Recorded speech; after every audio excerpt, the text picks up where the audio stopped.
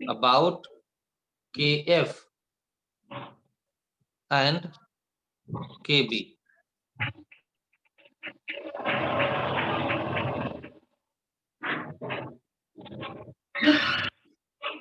कैसे कौन आवाज कर रहा है? अपना माइक ऑफ करो शिवशंकर,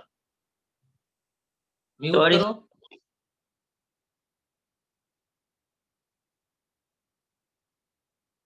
चलिए तेजी से लिखते जाइए। Kf is called rate constant। Sir आवाज कट कट कर आ रही है। आवाज एक सेकंड हम जरा चेक करें। नेटवर्क तो यहाँ पर बहुत बढ़िया है, नेटवर्क यस बहुत सर, अच्छा है। अभी सही है। उस समय रेट दिखा रहा था। Rate constant of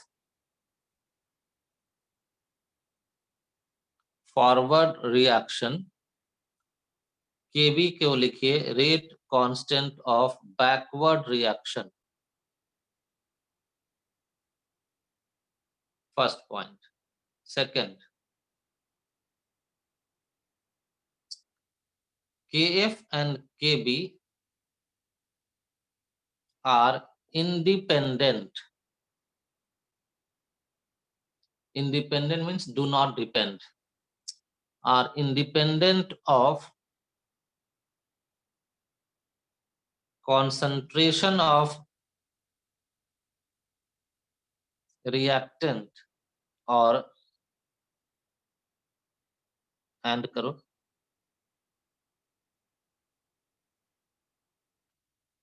product respectively। इसका मतलब यह है कि values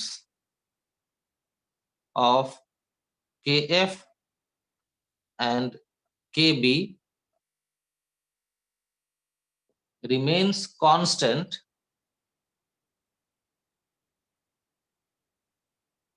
for any concentration of reactant or product।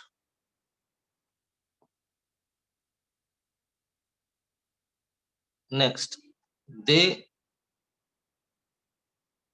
depend on temperature। They depend on temperature। इसका मतलब है कि their values change when temperature is changed।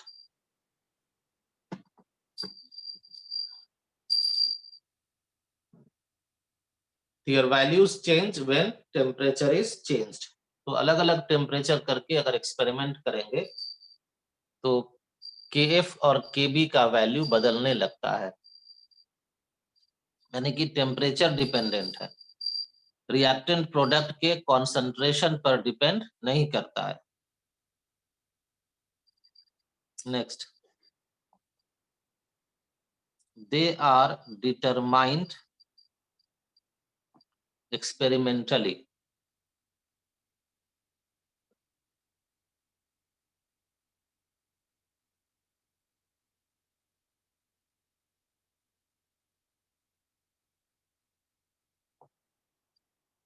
Kf और Kb के वैल्यूज को एक्सपेरिमेंट से निकाला जाता है।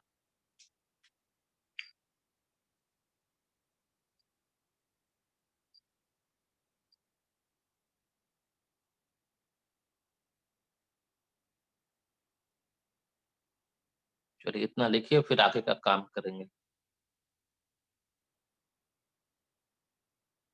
Kf और Kb के वैल्यू को एक्सपेरिमेंट से निकाल लिया जाता है एक सर्टेन टेम्परेचर पर, और एक बार Kf और Kb का वैल्यू किसी एक रिएक्शन के लिए मिल गया किसी एक सर्टेन टेम्परेचर पर, तो फिर उसका वैल्यू नहीं बदलता है, इसीलिए इसको कांस्टेंट नाम दिया गया है, रेट कांस्टेंट।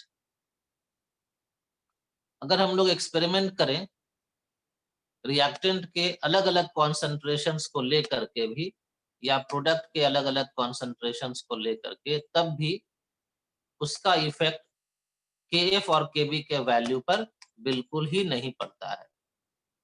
तो ऐसा जब एक्सपेरिमेंट से रिजल्ट मिलने लगा तो ये कंक्लूजन निकाला गया कि rate of reaction KF and KB are independent of concentration of reactant और प्रोडक्ट। लेकिन जब टेम्परेचर को बदल बदल कर एक्सपेरिमेंट किया गया तो फिर KF और KB का वैल्यू भी बदलता हुआ मिलने लगा। 50 नहीं, सैकड़ों नहीं, हजारों एक्सपेरिमेंट हुआ इस तरह का, और उस सब बार हमेशा ऐसा ही मिला कि टेम्परेचर के चेंज करने से there is change in the values of KF and KB। तो क्या कंक्लूजन निकालेंगे?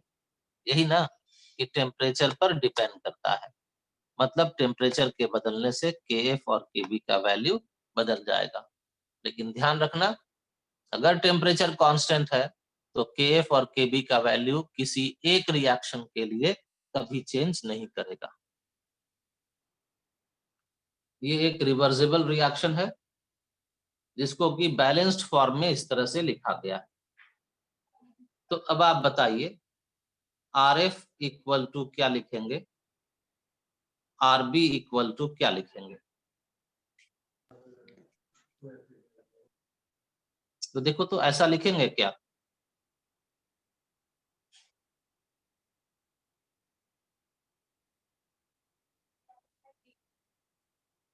देख करके बताओ तो, सही लिखा जा रहा है?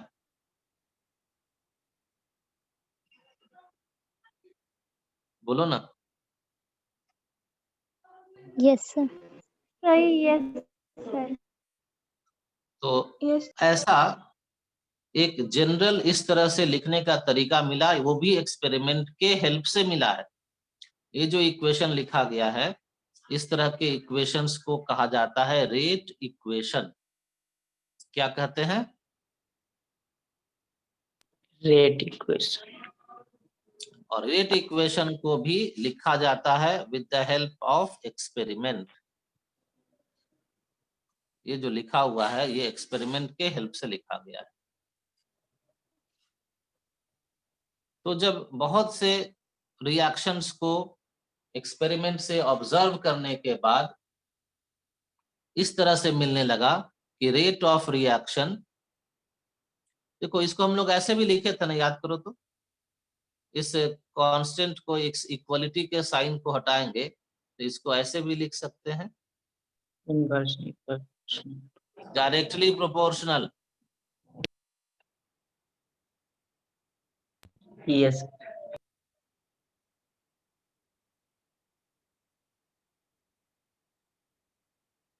लिख सकते हैं कि rate of forward reaction is directly proportional to concentration of A to power A into concentration of B to power B। और उसी तरह से लिख सकते हैं कि rate of backward reaction is also directly proportional to concentration of L to power L and concentration of M to power M।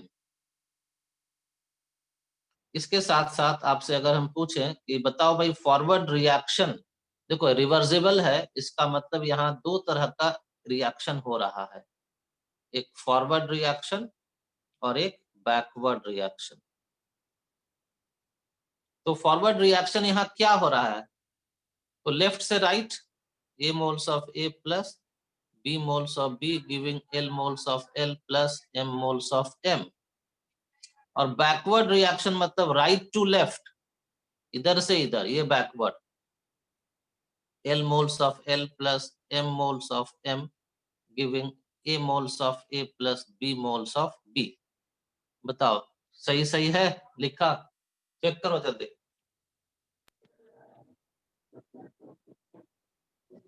Forward और backward reaction का इक्वेशन सही सही है? Yes sir. अच्छा। हाँ सर। चलिए ठीक है।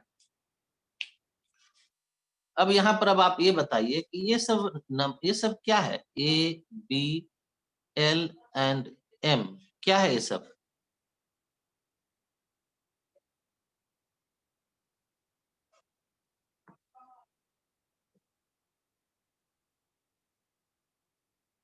पढ़ो क्या लिखा है?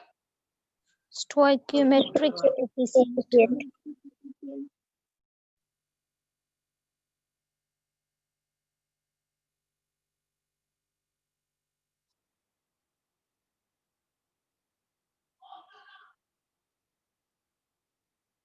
और स्टोइकियोमेट्रिक कोएफिशिएंट मतलब आप क्या समझते हैं? ये है number of moles of reactant and product ना, ये सब है number of moles of reactant and number of moles of product in the balanced equation को कहा जाता है स्टोइकियोमेट्रिक कोएफिशिएंट।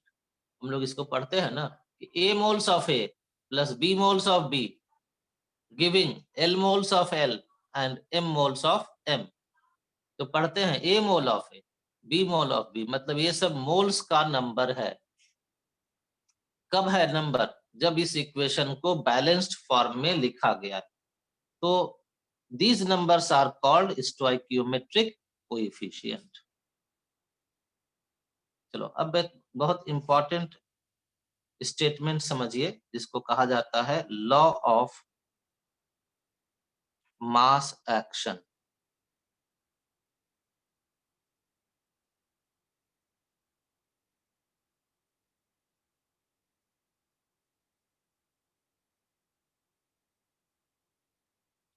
दो साइंटिस्ट थे जो इस पर स्टडी कर रहे थे, Gulberg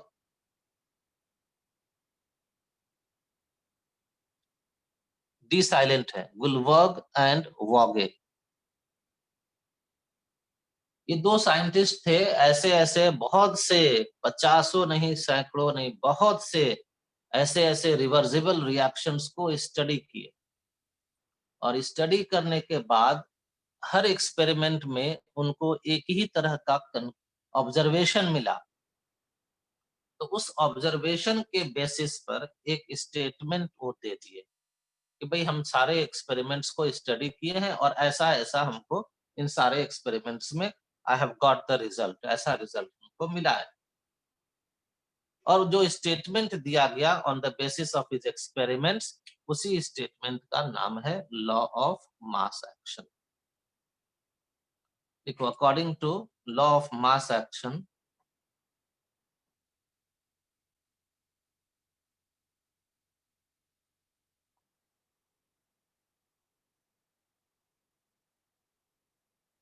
the rate of a reaction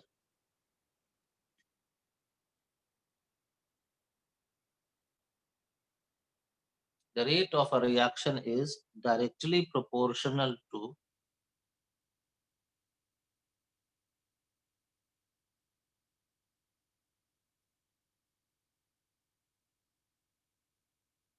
the constant to the product of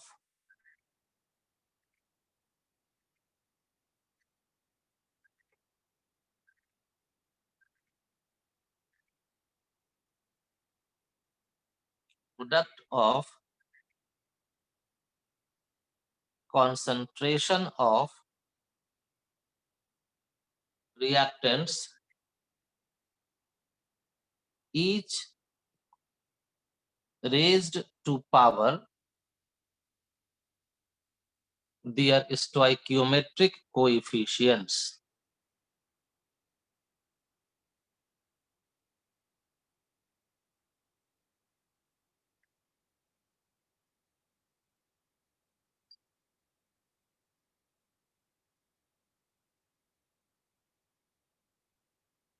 चलिए इसको मिलाइए आप लोग। According to law of mass action, rate of a reaction is directly proportional to product of। अब यहाँ जो प्रोडक्ट है, ये रिएक्टेंट प्रोडक्ट वाला प्रोडक्ट टर्म नहीं है, ये मैथ्स वाला प्रोडक्ट है, जिसका मतलब होता है मल्टीप्लिकेशन। तो rate of a reaction is directly proportional to the product of किसका? तो कॉन्सेंट्रेशन ऑफ रिएक्टेंट्स। रिएक्टेंट्स के कॉन्सेंट्रेशन के डायरेक्टली प्रोपोर्शनल होता है, लेकिन साथ साथ कॉन्सेंट्रेशन ऑफ रिएक्टेंट्स के का पावर टर्म भी होता है। और वो पावर टर्म क्या होता है?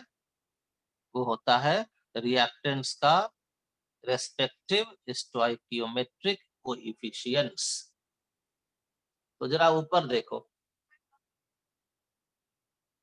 ये जो रिएक्शन हुआ, दिख रहा है ना सबको, ये जो रिएक्शन हुआ, इस रिएक्शन पर भी ये अप्लाई होगा, बैकवर्ड रिएक्शन हो रहा है उस पर भी अप्लाई होगा, कोई नया रिएक्शन लिखेंगे वहां भी ये लॉ अप्लाई होगा, क्योंकि सारे रिएक्शंस में ऐसा ही मिलता है। तो अकॉर्डिंग टू दिस लॉ क्या कहेंगे, यहाँ पर रिएक्टेंट क्या क्या है जरा बताओ तो, फॉरवर्ड रिएक्शन में A plus B. रिएक्टेंट है ए और बी, ये बोलो ना, रिएक्टेंट है ए और बी।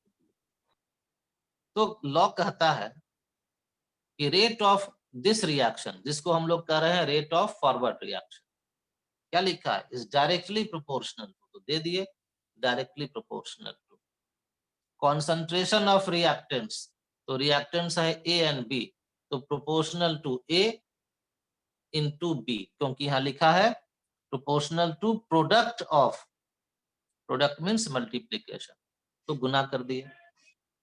किसमें गुना किए, तो concentration of A and concentration of B, लेकिन साथ में और क्या करना है, पावर टर्म है, रेज्ड टू पावर क्या, स्टोइकियोमेट्रिक कोएफिशिएंट्स क्या क्या है, small a and small B, तो मिला ना,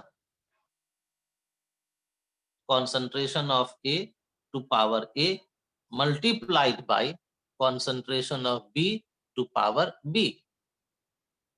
उसी तरह से दूसरा रिएक्शन यहां देखो, कौन सा रिएक्शन है ये, यहां लिखा है Backward. तो इसके लिए rate of backward reaction is directly proportional to, इस रिएक्शन में रिएक्टेंट है L और M, तो rate of backward reaction is directly proportional to concentration of L to power L into M to power M।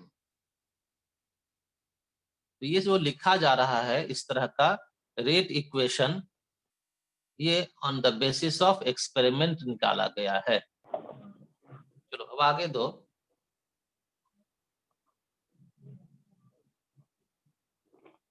Equilibrium, बोलो नहीं, अब बोलो नहीं, और म्यूट करो अपने आप को विशाल।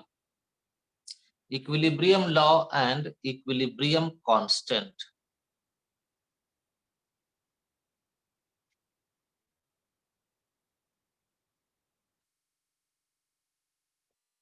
इक्विलिब्रियम कांस्टेंट को केसी से डिनोट करते हैं।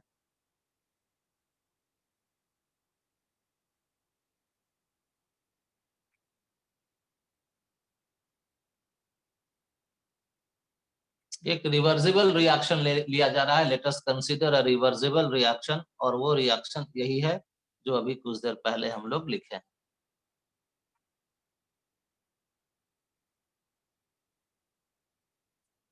और हम लोग ये सब भी जान चुके हैं, इसलिए तेजी से लिखते जाइए।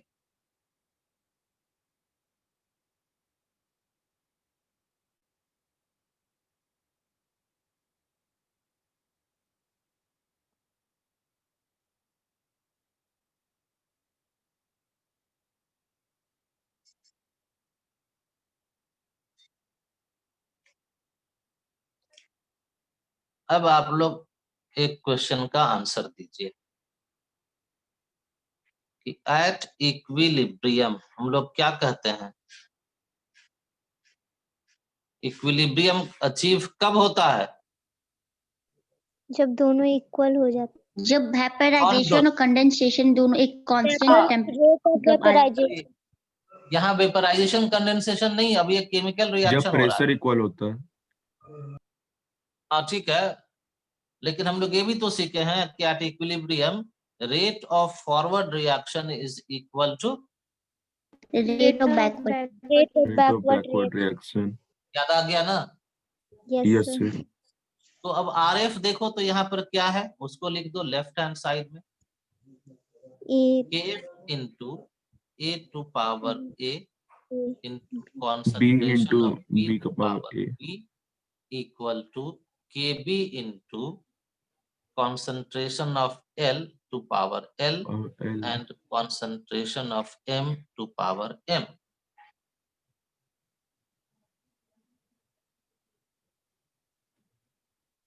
Therefore, अगर हम आपको कह दें कि बताओ भाई KF by KB equal to क्या होगा, तो इसी इक्वेशन को रीअरेंज कीजिए देख करके, ठीक से समझ करके।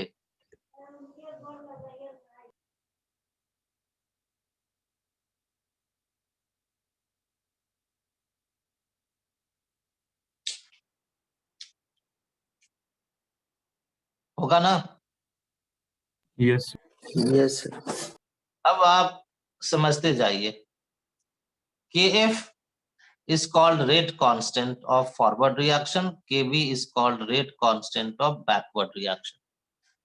और मान लेते हैं कि ये जो रिएक्शन आपको दिया गया है कि रिवर्सिबल रिएक्शन है, this reaction takes place at some constant temperature T। एक certain temperature, constant temperature T पर हो रहा है। मतलब पूरे रिएक्शन के दौरान जब तक इक्विलिब्रियम एस्टैब्लिश हुआ, उसके पहले भी उसके बाद भी T इज कांस्टेंट। तो अभी तुरंत कुछ देर पहले सुने हैं कि KF का वैल्यू कांस्टेंट होता है एट कांस्टेंट टेम्परेचर। ये भी सुने हैं कि KB का वैल्यू भी कांस्टेंट होता है एट कांस्टेंट टेम्परेचर। तो जब टेम्परेचर कांस्टेंट रख के ये एक्सपेरिमेंट किया गया है, तो KF एंड KB का वैल्यू कांस्टेंट है, तो दोनों का रेशियो भी क्या होगा? कांस्टेंट होगा, and this constant is called equilibrium constant. तो यहाँ पर जो KC है, इसी को कहा जाता है इक्विलिब्रियम कांस्टेंट। और ये जो हम लोगों को मिला है, that is KC equal to concentration of L to power L into M to power M by concentration of A to power A into concentration of B to power B। ये जो इक्वेशन मिला है, हम लोग इसी equation को अगर words में लिख देंगे तो इसी को कहा जाता है इक्विलिब्रियम लॉ।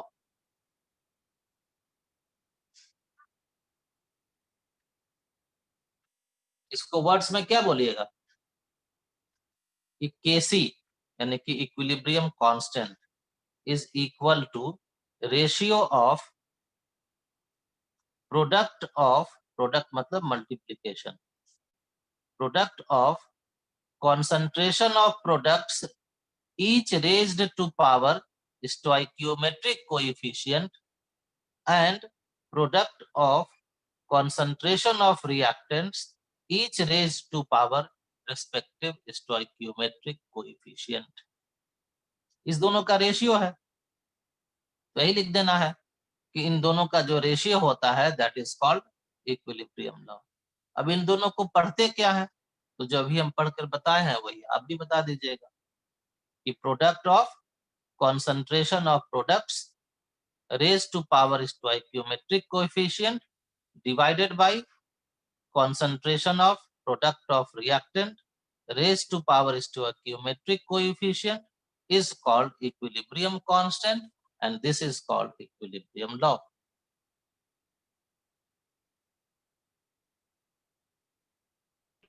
एल पे आपसे बोले तो उसका आंसर दीजिएगा।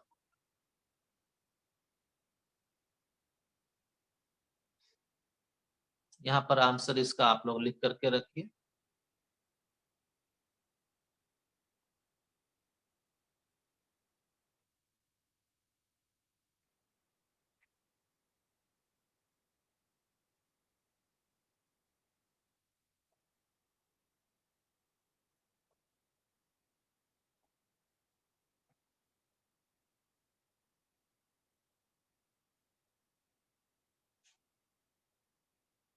चलो ए का आंसर कौन दीजिएगा, देना शुरू कीजिए। NH3 का power 2 by N2 into H2 का पावर 3। इसको बोलिएगा इस तरह से, concentration of NH3 का square divided by concentration of N2 into concentration of H2 का पावर 3। चलो next. Yes, sir. Concentration of HI Concentration of HI by concentration of H2 H2 और I2 बोलते रहिए, बोलते रहिए, जब आंसर बोलना हो तो एकदम मछली बाजार बना दीजिए। बोलिए सब लोग answer. concentration of CH3O whole 2 plus I plus कहाँ, कौन सा बोल रही हो? थर्ड का? yes by CH3COOH concentration। ठीक है।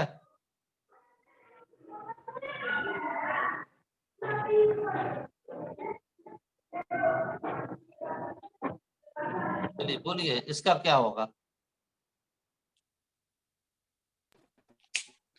concentration of SO3 का whole 2 by concentration by SO2 concentration 2 concentration of concentration of O2। चलो ये तो बहुत बड़ा काम आप लोग सीख गए। अब इस पर हम लोग कई न्यूमेरिकल को सॉल्व कर सकते हैं।